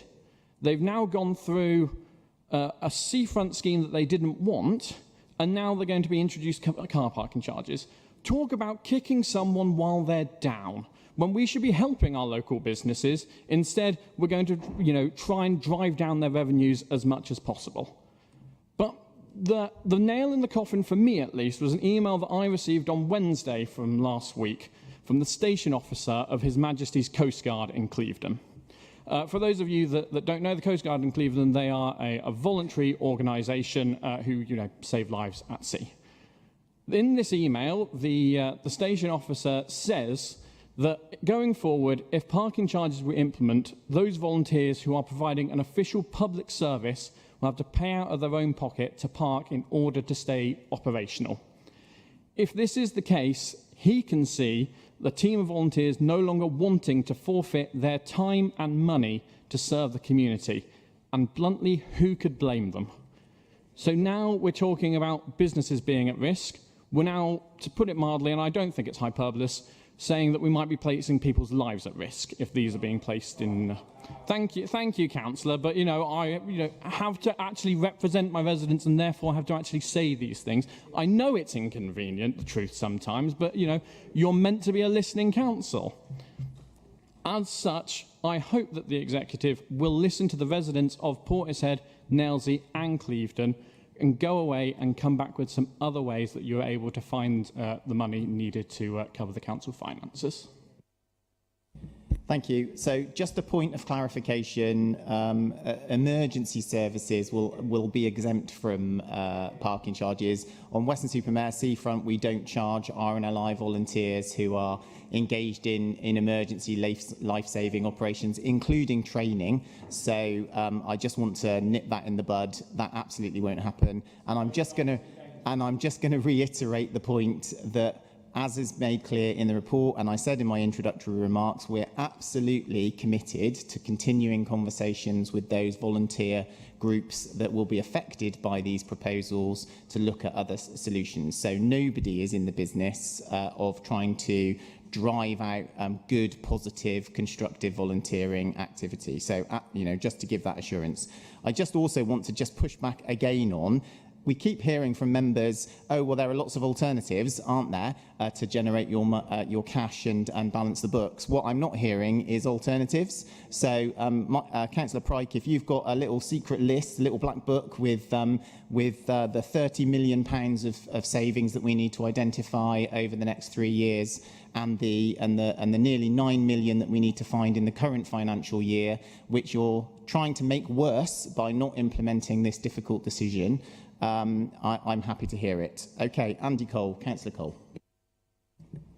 Thank you, Mike. Well, I certainly endorse the comments of Roger and Mike. Regarding my patch in Nailsea, so Mike, can you outline in more detail the financial logic of parking charges in the town when vehicle owners would just use Tower House, Waitrose and Tesco car parks in greater numbers, or use residential streets? It just doesn't stack up. I just can't see the logic of it. Okay, thank you. Councillor Smith, Luke. Thank you, Chair. The first thing I'd say is that there has been an extensive scrutiny process, and I'd hope that the executive has worked tirelessly over a period of months. But I do think the very start, when the first draft was introduced, the fair and consistent approach of our one-size-fits-all did really burn a lot of goodwill in the top of the district, because quite frankly it came across as arbitrary and vindictive. These proposals have since been amended by scrutiny to an extent into what we have before us today, and I would like to remind the executive that this very report says that private car ownership remains essential for many everyday journeys, and that our core strategy says government guidance has, and I quote, naively tended to assume that if less provision is made for the car, the less car use will take place. Whether we agree or disagree with that, this is a characteristic of our area. And I would also suggest that the financial rhetoric around this it's a tight situation, I'll be the first to admit that, but it does come across as strong-arming, much more heavily than many residents and communities feel comfortable with, myself included in that, and it also indicates the revenues raised, whilst they might stay on highways, it may not be a net uplift to the highways budget, which all the consultations strongly indicated there would be highways investment. But if it isn't net, it's not real investment. I would move on to say the main gripe for me on this strategy is how does the strategy actually manage parking other than applying charges and making revenue? Because I'm not convinced there is a holistic view of multiple work streams to manage parking pressures. For instance, extra enforcement, whilst it's noted and I think included in the final proposals, this has been in, out, and a bit on the side. I haven't seen much in the way of simplifying planning guidance for homeowners to increase or extend their driveways through permitted development, because it is incredibly complex, the government guidance to achieve this. I haven't seen much in the way of reviewing parking restrictions that exist. Clevedon bid alone suggests 200 new spaces can be made in Clevedon alone. Whether that's true or not, it's well worth thinking about, and it is an old claim dating a few years now. And then I'd also finally raise, I haven't seen an investment strategy along with this plan, because it is a 5-year plan, and allegedly it will make 400,000 a year, yet I haven't seen where these resources are being targeted to improve off-road parking provision, shuttle services, transport services, or anything else that will genuinely tackle the problems. As at the minute, I have to conclude this strategy is too narrow-minded, too focused on revenue, and it doesn't tackle the bull by the horns or the root pressures. I'd feel a lot more comfortable if I could tell my residents there was a quid pro quo and there was a genuine deal with a cost and benefit and value. And I would question as well, a lot of the off-road parking and seafront parking that exists is seasonal, so have cash flow considerations been accounted for? And equally, to demonstrate value of the new revenue raised, what are the reporting mechanisms to demonstrate to residents where their money's going and what the value of the charges is? Thank you. Thanks, Luke. Lots of very good constructive points. Just one thing I would say is that 4 years ago, when we went through a consultation and a set of proposals, we did not, in the end, implement them because we were able to find other ways of raising the money. One of the reasons that some of the detailed information that you've described, which is perfectly valid, isn't there in place yet, is frankly, we have not been willing to commit resources to developing some of those things until we were sure that we were definitely going to set down this road and introduce the charges. And so there's a bit of chicken and egg about it, really. So all I would say is some of that detail will absolutely be forthcoming over the coming weeks and months as part of the phased implementation of the proposals. What I also think is significantly different to the last time, we didn't have a parking strategy 4 years ago. It was a pretty naked, here's a proposal to generate some more income. I think this time we have learnt lessons from that process and have tried to deliver a parking strategy that addresses some of those wider issues, including those areas which will not be impacted at all by the introduction of parking charges, but where there are still legitimate parking issues. So look forward again to having that conversation. Councillor Burden, Peter. Thank you, Chairman. You've got an invidious situation, I accept this, and you've been consistent for many years. I seem to remember you and Councillor Caniford or Councillor Crockford-Hawley putting forward budget amendments, conservative budgets in the past to introduce parking charges in the north of the district, and the argument you used was fairness. Now, I will go along with that. I think there should be an element of fairness, but you have to also have the financial side to back it up. And I think I'm probably the only person in this room who can remember car parking charges in Portishead. I actually fought an election in the 80s on getting their removal, and we succeeded. The issue then, Chairman, was quite clear. The Gateways car park at the time, North Somerset had, Woodspring had parking charges on it. The town council decided that wasn't on. They ended up coming to a land deal, selling some land the town council owned, building a swimming pool for the town on the condition the car parking charges would go. During that entire time, Chairman, there was a proposal brought forward, and sorry, my filing system has lost the papers now, but my memory is still there, to introduce car parking charges on Roth Road car park. The officer's recommendation at the time was, this is a minor car park that is used for convenience of local people and unlikely to generate enough income to warrant installing the pay and display machine. Chairman, I don't believe anything's changed since the 1980s on that one. There are even more places people in Portishead can go and park their car. What this will actually do is harm the residents in Roth Road and Slade Road, kill off the couple of businesses that are operating in Roth Road, because there'll be nowhere for them to go. And bluntly, if you want to go to an osteopath, you want to get decent near car parking, you don't want to walk miles, therefore you won't use that particular service. This end of the high street near Roth Road is, not being rude, but the struggling end of the high street, because the whole of the town has moved towards the marina since the 1980s. And I think the officer's comments at the time, that it will not wipe its own face by putting in the machines, I think is totally valid now for Roth Road. So... Thank you, Peter. I don't disagree with a lot of what you said, and it's one of the reasons why we have made it clear that we are open to residence permits options for Roth Road car park, because I think you're absolutely right. It is well used by residents in that area, and there are other routes to achieve what we want. Okay, so I think that's all the non-exec members that had signalled. So I'm now going to come to Hannah, and then Catherine, and then Annemieke. Hannah first. Thank you, Mike.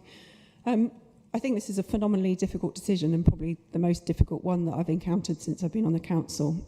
No one, I don't think, amongst us wants to be in this position, and it's not the reason that you stand up for your residents when you end up having to make decisions that are extremely unpopular. Mike and others have made a number of the points that I wanted to make, but I do want to speak on a number of items.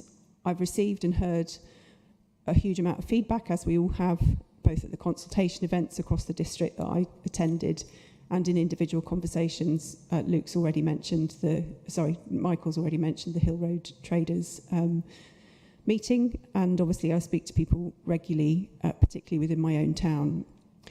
I think it's absolutely right that residents expect the highest standards of the council in every change that we choose to make, but equally, there is a reality of the environment that we're operating in. We have a financial gap of £11.6 million to find between now and next April, and millions of pounds to find after then.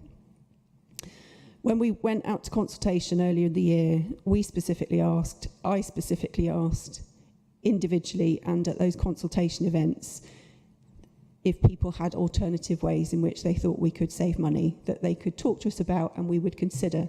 And there was a very open mind about those ways. Some of them have been mentioned and have been explored. Some of them have not been mentioned until today, which I think is not necessarily all that helpful. We have an issue of time and speed. We need to get things right. And so I think the approach of continuing to talk, continuing to put mitigations in place, as Mike has quite extensively explained, and the trial and test and review approach is a much better one than perhaps has been applied by the council before. As Councillor Bridger has said, if we have to issue a Section 114 notice, commissioners would first have expected us to look at parking charges already, as unfortunately many other councils have had to do, and would implement charges in a way that's a much more heavy-handed and inappropriate solution than we can achieve in a next phase of consultation and development and review.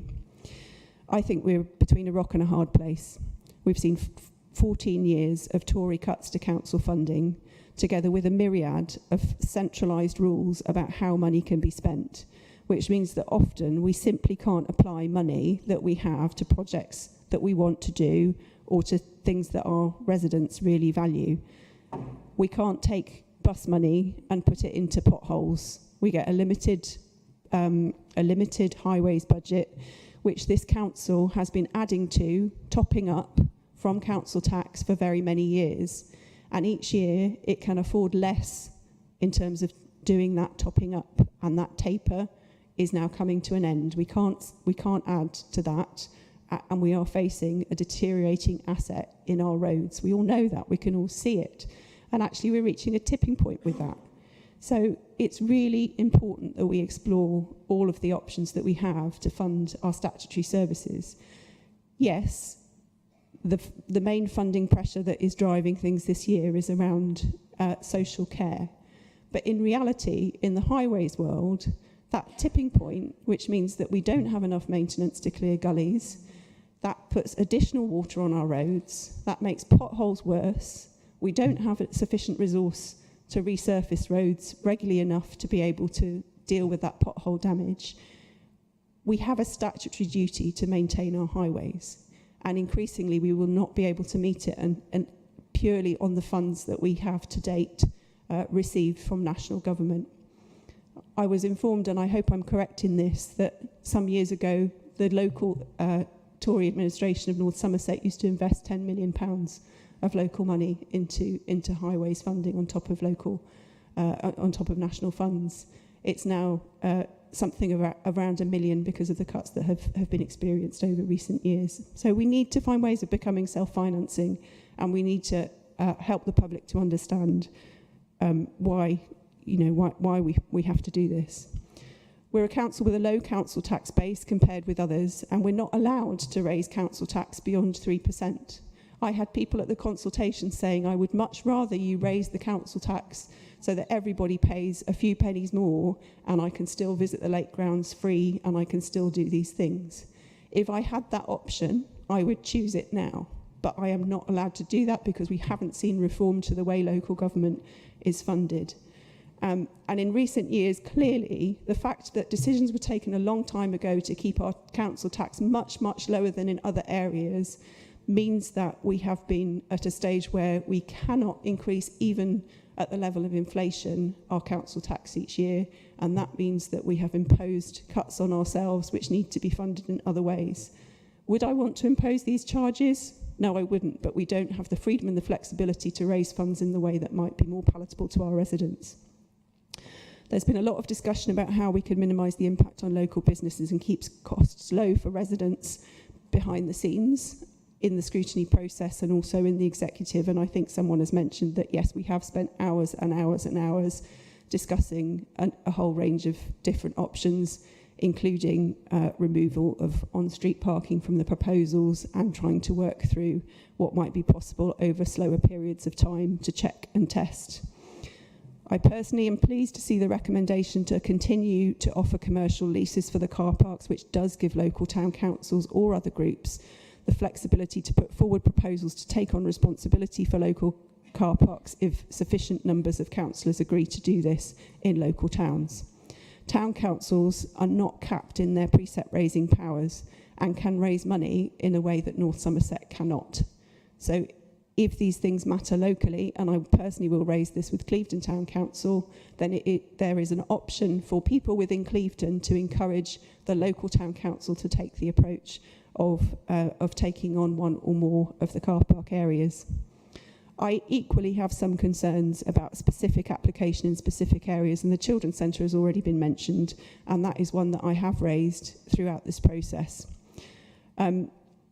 I also have concerns about the Hill Road and the whole area behind the seafront, in which there are regular concerns raised about some people saying I can't find a parking space in Hill Road. There are also times when I walk along that road and it's completely empty. And I think a clear system that enables a level of free parking in Hill Road is the best that we can do at this stage. But I will strongly encourage that we look at that again through the formal consultation process. I am concerned that Hill Road in Clevedon is the only area where there'll be on-street parking charges, and I think, you know, there is an issue of fairness there, and I do think that there are other areas where if we're doing it in Clevedon, we really should be looking at what the impact is of that elsewhere, where we have been told that there have been traffic management problems, but that potentially is one for the future. To get specific, at point 330 of the report, I'm pleased to see the commitment to local nuances are going to be taken into account. So Mike's mentioned it today, but the report talks about access to permits yet to be determined fully, but working with local areas for health and wellbeing facilities. It's been really important to make sure that's not missed, and I think that mitigation will have an impact in the Lake Grounds area and also the Children's Centre area in Clevedon. I also have been pushing, and I'm very keen that we need to improve enforcement. That has come through very, very strongly from people, and at 3.31 there is a focus on that within the report. It's absolutely fundamental to the system working that it is enforced. And so that is absolutely necessary. And I have received many concerns from members of the public while I was responsible for the parking portfolio. Obviously, Councillor Caniford is now, but around people saying that we simply are not enforcing enough. And we need to be able to do that. The way in which this proposal has been developed is to make enforcement also more efficient and easier to do, which will reduce the costs of enforcement to us. So it is a difficult decision. I don't want to have to make it, but we are put in our positions to make decisions for people. And I believe that we do now need to go into the formal consultation process on this, given the situation we find ourselves in, and also go into the approach of trialling and adjusting. And what we need to do is make sure that we are absolutely robust in doing that and monitoring as we go along. I would like to make a pitch that, given that Clevedon seems to be shouldering the burden of some of this in relation to the other local towns, and particularly as the only area with a proposal around an on-street parking area in the Hill Road area, I think Clevedon should also be the area which is prioritised in that monitoring and review process, in the sense of trial and adjust and potential to make changes. And I'd like to hope, or I hope, and I would like to encourage local councillors and local people to work with us on that, recognising the very difficult situation that we face. I've been minded, and I will finish now because people have spoken at length, I've been minded a number of times. There's a very old Hemingway quotation, I don't know if anybody else knows it, where someone asks the question of a person in a bar, how did you go bankrupt? And the bankrupt answers, gradually, then suddenly. We've been, I've only been part of this consultation, of this council for the last 18 months, but clearly there has been discussion of this issue for years and years and years and years, and there's been a lot in the last 18 months. I know people don't want parking charges. I don't want to have to implement this in this way. We're doing, I think, the best that we can by having a proposal that has genuinely listened to the issues that this will create, has looked step by step at what those mitigations could be, is doing the best it can in the circumstances to manage those things, and is committed to continuing to work with people through the TRO consultation process, the formal consultation. There's provision in the paper to make changes in order to be flexible in that process. So I don't want to be sitting here in a few months' time saying, how did we go bankrupt? We delayed this process. We didn't make decisions that actually, that's our duty as councillors to make. We have to do that. And then suddenly we face a Section 114 and very much more severe consequences for our communities. And that's the very real pressure that we face. So I'll be supporting the proposal on that basis. Thank you, Hannah. Catherine next, and then Annemieke. Well, I'll endeavour to be brief. I just originally put my hand up to challenge the comments that we were rushing this through, because I think since I've been on the exec for 5 years now, I can't think of a single issue that we have spent more time on than this issue of parking. And I have to say that I'm not going to reiterate the points that colleagues have made, because I would have made some similar points to those which Councillor Young has made. But I will cast my mind back to when we first began discussing introducing parking charges. And yes, we are in a position now where the income generated, hopefully by this, is crucial to us as a council. And we've heard from Hannah very who articulated that extremely well, the situation we find ourselves in.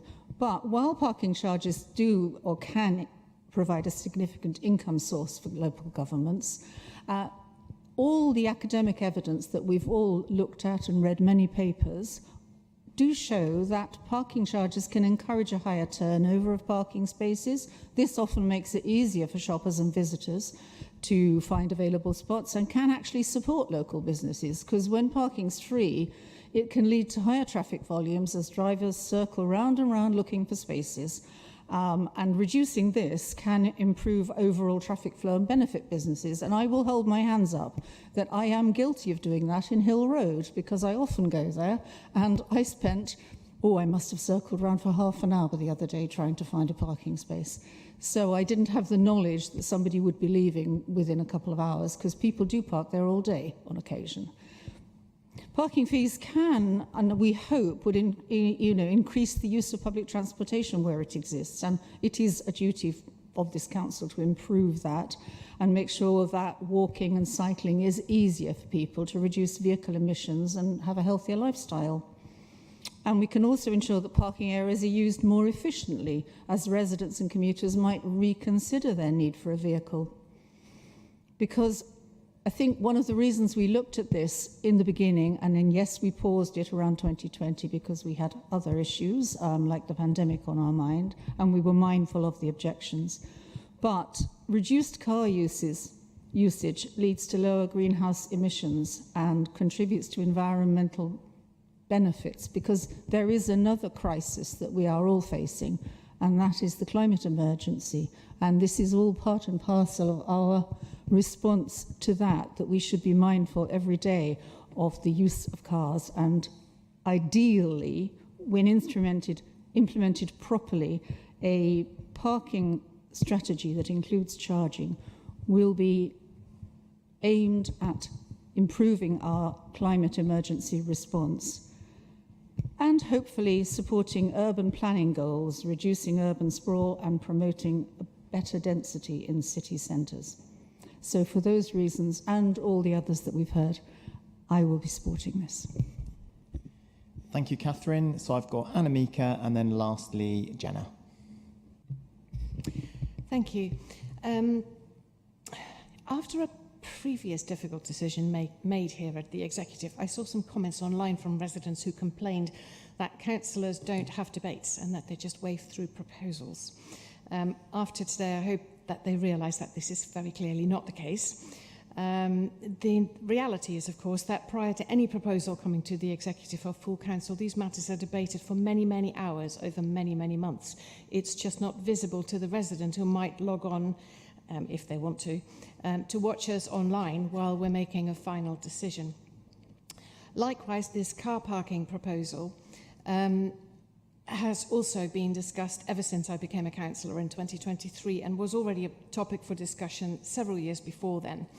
I know that we've always tried to hold back from doing this, but the financial situation has changed so much that it has now come to this point. And it's very clear that as an executive, we need to make a considerable budget saving, and it is a really very heavy responsibility. I understand the very deep concern that people have about the introduction of car parking charges.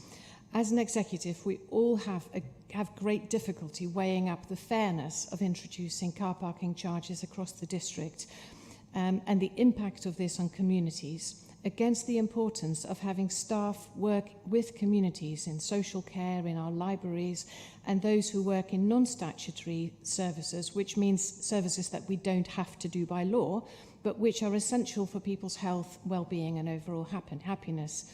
Some of these cuts, that we have discussed include really difficult ones, and it might be something as basic but really important as whether or not we can provide Meals on Wheels. So these are really heavy decisions, and we don't take them very lightly at all. So in the interest of fairness, we all know Weston-super-Mare has had parking charges for many years. It's worked well in Weston, and we are not an outlier in Weston having car parking charges either. I happen to live in the northern part of the district, so I'm just about within reach of Nailsea, but in reality, much of my residents and those living in my particular part of North Somerset are very strongly focused on Bristol for their shopping and their leisure activities. And in Bristol, parking has been paid for years. And in fact, it's gradually been expanded to include Ashton Park and to include the Downs. And other surrounding councils are also in the process of introducing the same car parking charges, so we are not alone in this. And paying for parking is something that in my part of North Somerset we've got used to because we've got no choice. And we assume that when we go to Bristol to do whatever it is we have to do, we have to pay for parking. So there is an element there of getting used to a situation. Having said that, I absolutely agree with Councillor Whitfield that more is needed to support better public transport services across the board and to improve active travel options, including improving options for bicycle parking facilities. And when these opportunities arise and when funding for this becomes available, I will fully support such proposals as we go forward. I'd also like to say that I've received a large number of emails from residents on this subject. I've read every single one of them, and I have replied to them all to thank them for sharing their views. It's essential that in making these decisions, we do so in the full knowledge of what our residents think and take their views into account. I'd also like to say that I'm hugely grateful to our officers who have spent an extraordinary amount of time researching these proposals over years, their impact on communities and the projected cost benefits.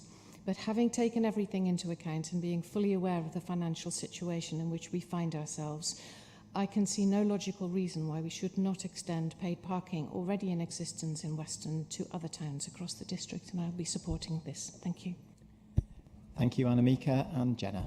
Thank you. Thank you very much, Chair, and for everyone else's input and observations. So I will be very brief.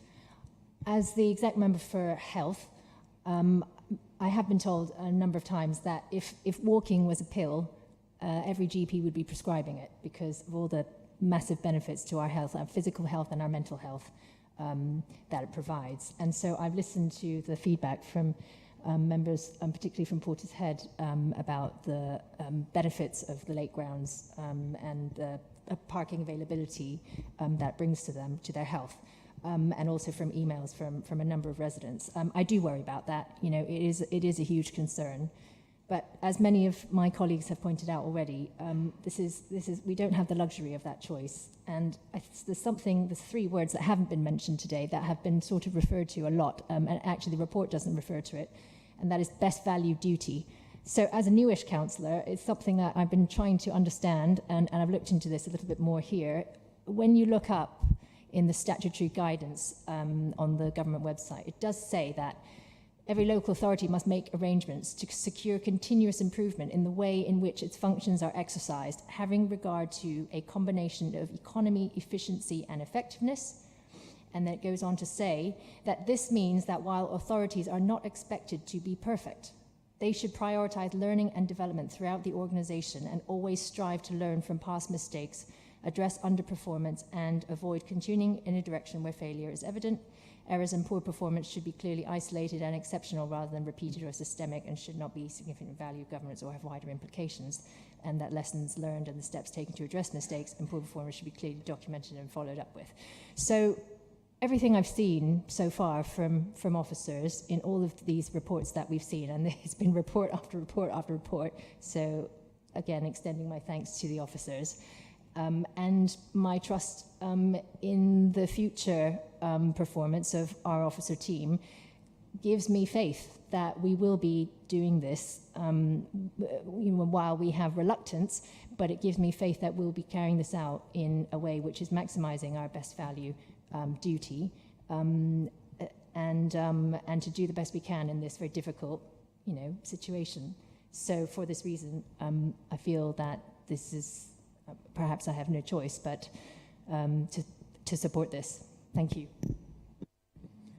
Okay, thank you very much, Jenna, colleagues, and again to the public speakers and all those that have participated in the consultation and engagement programme and contacted the council before and after that. Before I just move to the vote, I just want to reiterate the remarks that have been made throughout, that this is not the end of the process. There is more work to be done.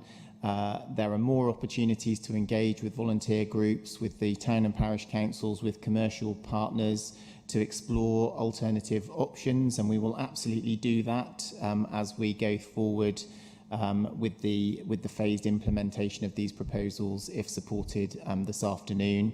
And I hope that everyone will continue to work with us.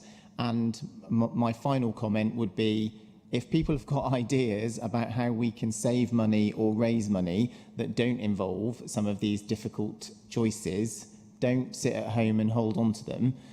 Bring them forward as part of our ongoing discussions and debates. Members have been invited, councillors have been invited to a budget session in a few weeks towards the end of November, another opportunity to engage with the challenges that we face as a council and put ideas and alternatives on the table, and we absolutely welcome those opportunities. So please do engage in that process and help us together to try and get through it and make the best decisions that we can on behalf of the community across North Somerset. So I'm going to take the vote. Now, Roger, you asked for a named vote. There is no provision under executive standing orders for a named vote, but what I would suggest is that there are 8 voting members of the executive present, and I'm sure that everyone will note accordingly the way that members have cast their vote. Personally, I've got no issue with anyone knowing how I voted, because we've had the debate and I'm completely clear about the rationale and basis that we're doing it on. So it's been proposed and seconded. Can I have an indication of those in favour of the recommendations, please? Thank you. So that's 7. And anybody against? Thank you, Roger. Okay, so that's clearly carried. Thank you, colleagues. If members of the public don't wish to stay and listen to us debating our insurance policies, if you could leave the meeting as quietly as possible, that would be much appreciated. I will pause for 30 seconds.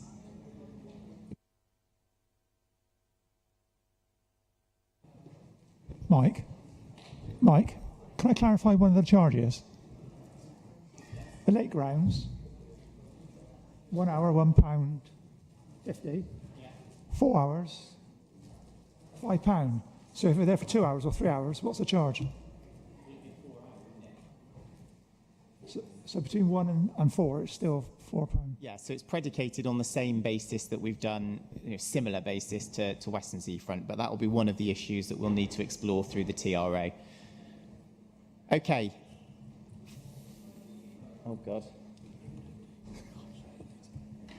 Okay, I'm going to move on to item 9 then, colleagues, which is the Finance Outturn Report for 23-24. So this is our first stab at the end-of-year overview for the last financial year.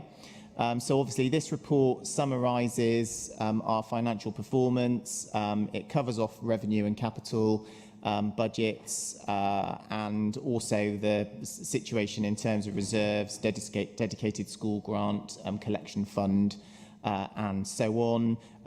So I'm going to move approval of the recommendations, and if colleagues could also note that there are some specific recommendations in respect of the NSEC waste fleet procurement, delegations to Councillor Caniford around Western Business Quarter, land disposals, and also capital programme amendment in relation to the Western Recycling Centre, which we've got the commissioning plan for later on the agenda.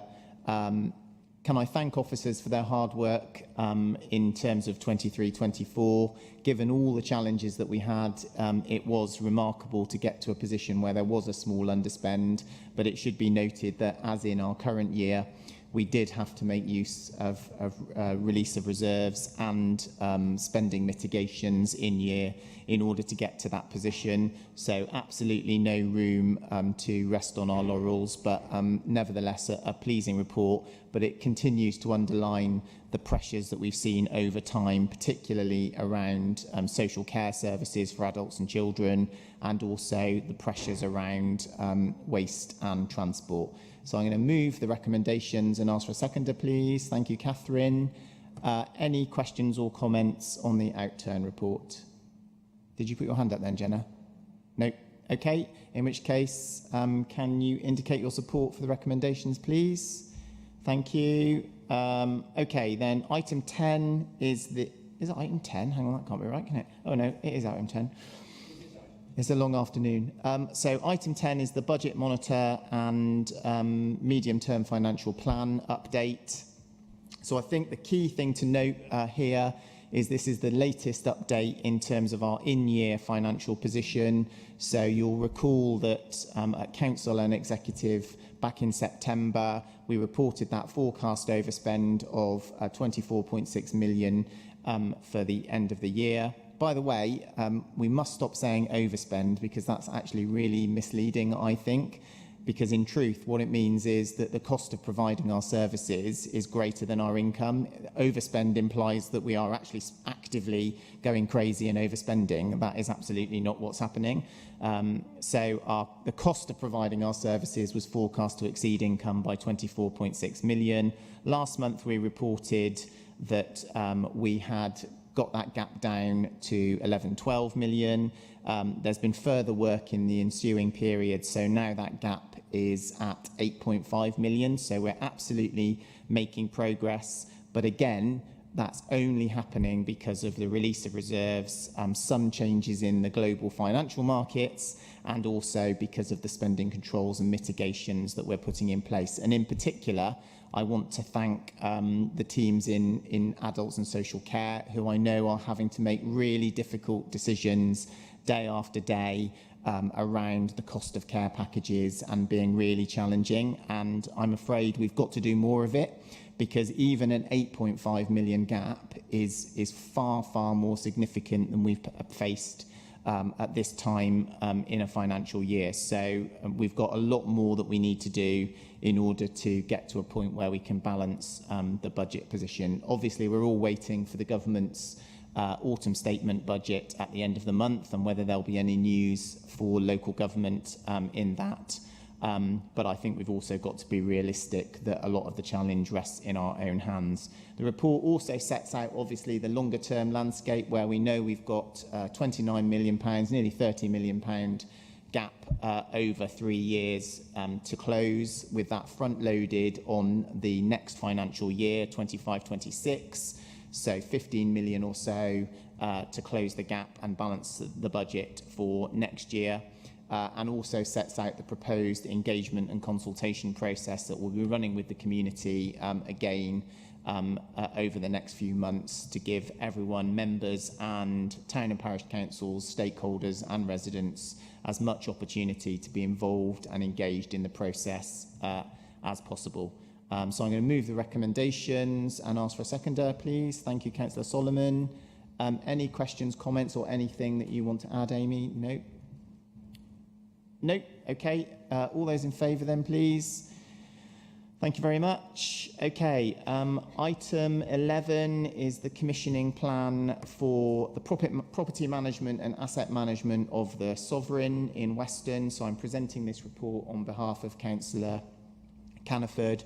I'm going to move the recommendation as is, but essentially we're just we're looking to commission a new contractor to provide asset management and property management services at the Sovereign. The report sets out the details about how we're going to do that and the opportunities that we're going to try and take as part of that process to do things differently and drive value, both in terms of cost, but also in terms of the impact of the management and operation of the Sovereign.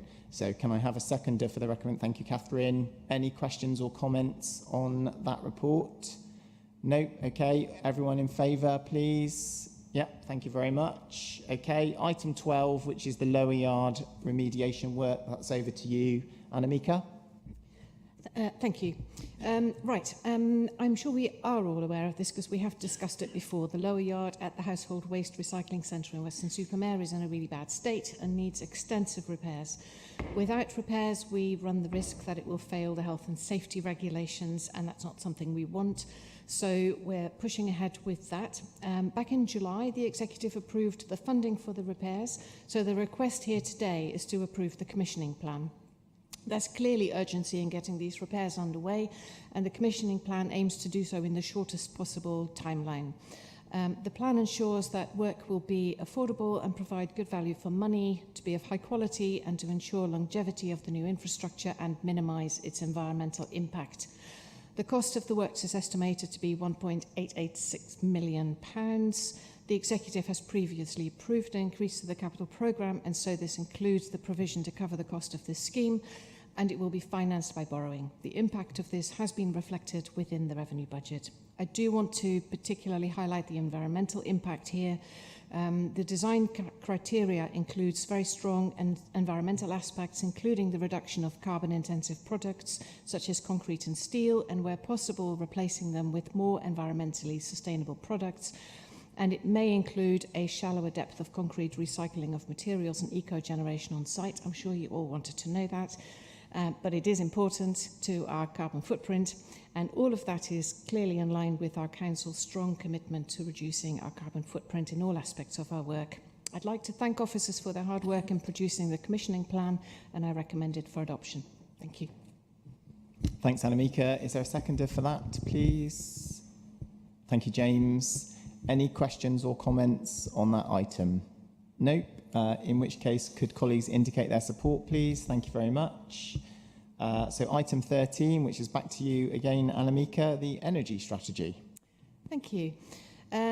As we all know, in 2019, North Somerset Council declared a climate emergency and the ambition of becoming a net zero council and area by 2030. A climate emergency action plan was created which identified priority areas aimed at decarbonisation. Earlier this year, we appointed an energy manager who, in conjunction with officers from across the council, set about drafting the proposed energy strategy that's now before us.